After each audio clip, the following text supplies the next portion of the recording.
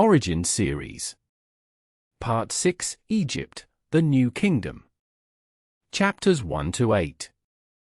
Circa 1550 to 1070 BC. Introduction. Of all the civilizations of the ancient world, Egypt is the most enduring, the most recognizable, and in many ways the most mysterious. Its monuments still stand. Its art is still instantly legible. Its gods still have names that echo in our consciousness. And yet, for much of Egyptian history, the question of what was actually happening, the politics, the economics, the daily life, remains obscured behind the monumental self-presentation that Egypt's rulers commissioned on an industrial scale. The New Kingdom, from roughly 1550 to 1070 BC, is Egyptian history at its most dramatic. Warrior pharaohs, a female ruler erased from the record, a religious revolution, a boy king whose tomb survived intact for 3,000 years, and the greatest self-promoter in the ancient world. We begin not with the New Kingdom itself, but with the remarkable civilization that produced it. Chapter 1, The Gift of the Nile. When Herodotus wrote that Egypt was the gift of the Nile, he was identifying something fundamental. The annual flood of the Nile, rising each July from the rains in the Ethiopian highlands, cresting in September, receding by November, deposited mineral-rich black silt across the valley floor. In the middle of the Sahara Desert, this created a ribbon of extraordinary fertility. The Nile's flood was more predictable than the Mesopotamian floods. Egyptian farmers could plan. The state could tax. Surplus was reliable. And on each side of the narrow valley, the desert, the Red Land, as the Egyptians called it, provided natural protection that Mesopotamia entirely lacked. Only the northeastern route through Sinai was truly vulnerable. This combination of fertility and natural defense gave Egyptian civilization its extraordinary continuity. Egyptian civilization endured, recognizably continuous, from around 3100 BC to the Roman conquest in 30 BC, over 3,000 years. 30 dynasties. The same hieroglyphic script, the same gods, the same concept of the pharaoh as divine intermediary between the human and divine worlds. No other civilization comes close to this duration. Whatever was working in ancient Egypt, it worked for a very long time. The New Kingdom follows two earlier periods of greatness. The Old Kingdom, roughly 2700 to 2200 BC, built the pyramids. The Middle Kingdom, roughly 2055 to 1650 BC, was an era of literary and cultural flowering, producing some of the finest Egyptian literature. The New Kingdom is Egypt's imperial age, an empire that stretched from Sudan to Syria, pharaohs whose names still echo 3,000 years later. Chapter 2, The New Kingdom, Warrior Pharaohs. The New Kingdom began with liberation. The Hyksos, Semitic-speaking rulers from Canaan, had controlled northern Egypt for nearly a century. Around 1550 BC, Ahmose I drove them out, reunified Egypt, and founded the 18th dynasty. His campaigns in Canaan began Egypt's transformation from an insular valley civilization into an imperial power. The greatest warrior pharaoh of the New Kingdom was Thutmose III, who ruled from around 1479 BC and conducted 17 military campaigns into Asia over the course of his reign. His victory at Megiddo, around 1457 BC, is the first battle in history to be recorded in detailed tactical narrative from the victorious side. The scribes accompanying the army wrote down what happened, the route of march, the tactical debate, the assault, the pursuit. Thutmose himself is said to have led the charge through a narrow mountain pass that his generals had urged him not to take. He was right. They were routed. Megiddo fell. Thutmose III also built Karnak into the greatest temple complex in the world, a project continued and expanded by virtually every pharaoh who came after him. The Karnak temple complex was worked on for nearly 2,000 years. It is, by area, the largest religious building ever constructed. His successor, Amenhotep III, presided over Egypt at perhaps its cultural peak, a reign of extraordinary wealth, diplomatic sophistication, and artistic achievement. The colossi of Memnon still stand on the Theban plain, two vast seated statues of the pharaoh, originally guarding the entrance to his mortuary temple. And then his son inherited everything. Chapter 3, Hatshepsut, the female pharaoh. Before Thutmose III, before his father Thutmose II, there was a ruler whose name Thutmose III spent years trying to erase from history. Her name was Hatshepsut. Hatshepsut was the wife of Thutmose II. When he died around 1479 BC, his heir, Thutmose III, by a lesser wife, was a child, probably no more than 2 years old. Hatshepsut became regent. And then she did something unprecedented, she declared herself pharaoh. She wore the double crown of Upper and Lower Egypt.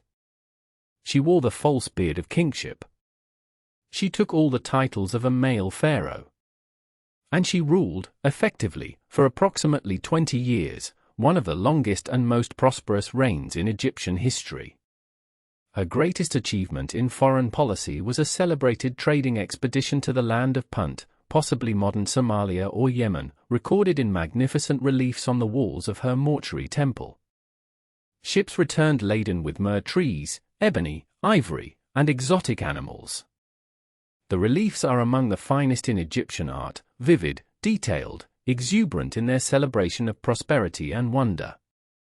Her mortuary temple at Deir el-Bahri, terraced colonnades rising against the limestone cliffs of the Valley of the Queens, is considered by many the most beautiful building in Egypt. Many would say the most beautiful building in the ancient world.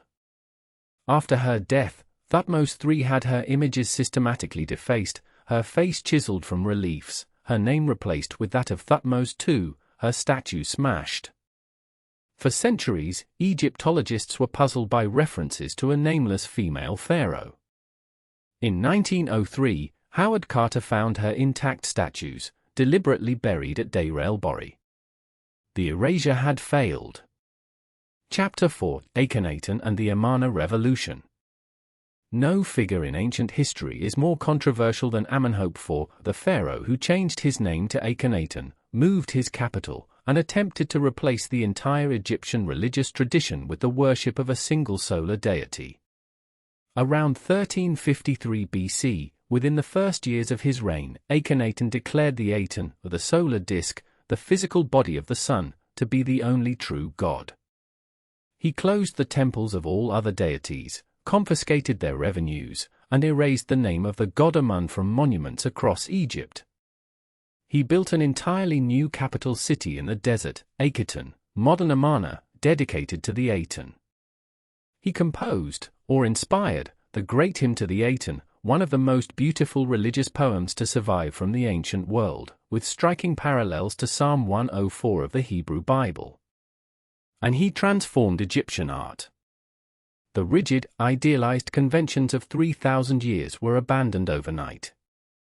Akhenaten was shown with an elongated skull, a protruding belly, sinuous limbs. Whether this reflects a medical condition, an artistic ideology, or a theological statement about the relationship between the king and the Aten remains debated. His queen Nefertiti was shown as his equal, smiting enemies, conducting religious rituals in poses reserved for kings. Her painted limestone bust, found at Amarna in 1912 and now in Berlin's Museum, is the most recognized face from the ancient world. Whether Akhenaten's religion constitutes true monotheism or a form of henotheism, one God supreme, not the only being, scholars have argued for a century. What is clear is that it was a revolution, imposed from above, that the Egyptian priestly establishment never accepted. When Akhenaten died, the revolution died with him. Chapter 5, Tutankhamun and the Restoration. Akhenaten was succeeded by a child. He was probably Akhenaten's son, probably 9 years old when he took the throne, originally named Tutankhaten, living image of the Aten. Within 2 years, guided by the elderly General Horem and the Vizier A, he had changed his name to Tutankhamun, restored the old gods, returned the court to Thebes, and issued the Restoration Stele, a document recording the damage the revolution had done and announcing its reversal. He ruled for approximately 10 years and died at around 19. The causes unknown and hotly disputed: malaria, an infected leg fracture, and assassination have all been proposed. He had no surviving children. The vizier married his widow and ruled briefly. Then Horem took power and erased Tutankhamun, Akhenaten, and the entire Amarna period from the official record. They nearly succeeded. Tutankhamun was almost entirely unknown to modern historians when, on the 4th of November 1922, Howard Carter's team found a step cut into the rock in the Valley of the Kings. It led to a sealed door. Behind the door were 4 small rooms containing 5,000 objects: furniture, weapons, clothing, jewelry, chariots, statues, and the golden death mask that has become the most famous object from the ancient world. It was the only unlooted royal Egyptian tomb ever found. Carter spent 10 years cataloguing its contents. The discovery of Tutankhamun's tomb is the greatest single event in the history of archaeology, and it made the most ephemeral pharaoh of the New Kingdom the most famous. Chapter 6: Ramesses II, a Pharaoh of Pharaohs. Ramesses II reigned from approximately 1279 to 1213 BC, 66 years. He fathered more than 100 children. He outlived at least 12 of his heirs. He built more temples than any other pharaoh. He inscribed his name over the monuments of his predecessors, added his cartouche to statues that were not his, and constructed his image, as warrior, builder, and living god, across the length of Egypt and Nubia. His greatest monument is the rock-cut temple complex at Abu Simbel in Nubia. 4 colossal statues of Ramesses, each 20 meters tall, guard the entrance to the main temple.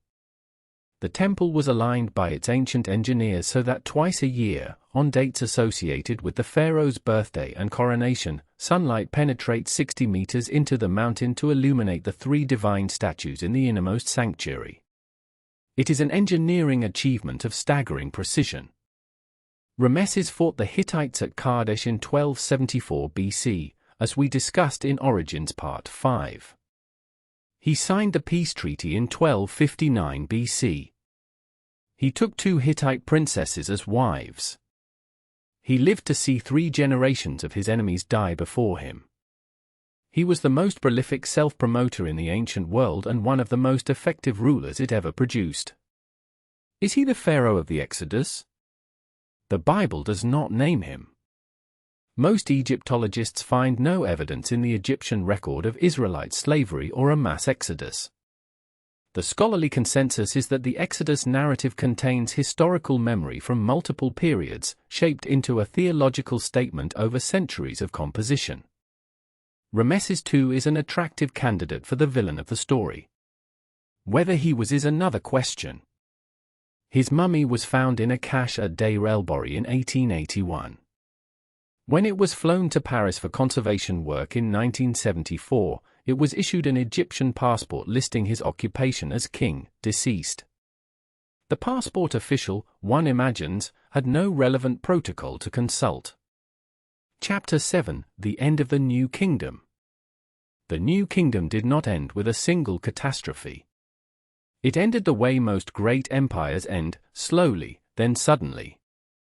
Ramesses III, who ruled from around 1186 BC, faced 2 major attacks from the Sea Peoples, mysterious raiders and migrants from the Aegean and Anatolia who were simultaneously destroying the Hittites, sacking Ugarit, and destabilizing the entire eastern Mediterranean. His victories over them, recorded in extraordinary reliefs at his mortuary temple at Medinet Habu, are among the most dramatic military images from the ancient world. He won. But the cost was enormous. Egypt survived, but was transformed. The economy was strained. The grain rations that sustained the royal workforce began to fail. Around 1150 BC, workers at Deir el-Medina, the village of craftsmen who built the royal tombs, stopped work and marched on the mortuary temples demanding their rations. It was the world's first recorded workers' strike. They were right to be angry. The state was running out of the means to pay them. The last New Kingdom pharaoh, Ramesses XI, died around 1070 BC. Power had already fragmented. The high priests of Amun controlled Upper Egypt, while a dynasty of Libyan generals controlled the Delta. Egypt entered the Third Intermediate Period, a long twilight of division and external pressure. Never again would it be the superpower of the New Kingdom. Chapter 8, Sources and Further Reading. For ancient Egypt, the sources are extraordinarily rich. The Great Hymn to the Aten is in every major anthology of ancient Near Eastern literature. Its parallels with Psalm 104 are discussed in detail by John Wilson in Ancient Near Eastern Texts. The restoration stele of Tutankhamun is in the Cairo Museum. For scholarly works, Ian Shaw's The Oxford History of Ancient Egypt is the essential modern survey. Barry Kemp's Ancient Egypt, Anatomy of a Civilization is the most intellectually stimulating interpretation of what Egyptian civilization actually was. Joyce Tisley's Hatshepsut, The Female Pharaoh is readable and well-researched. Cyril Aldred's Akhenaten, King of Egypt remains the best single study of the Amarna Revolution. Kenneth Kitchen's Pharaoh Triumphant is the definitive work on Ramesses II. Howard Carter's own 3-volume account of the discovery of Tutankhamun's tomb, the Tomb of Tutankhamun, is still in print and still compulsively readable. End of Origin Series Part 6.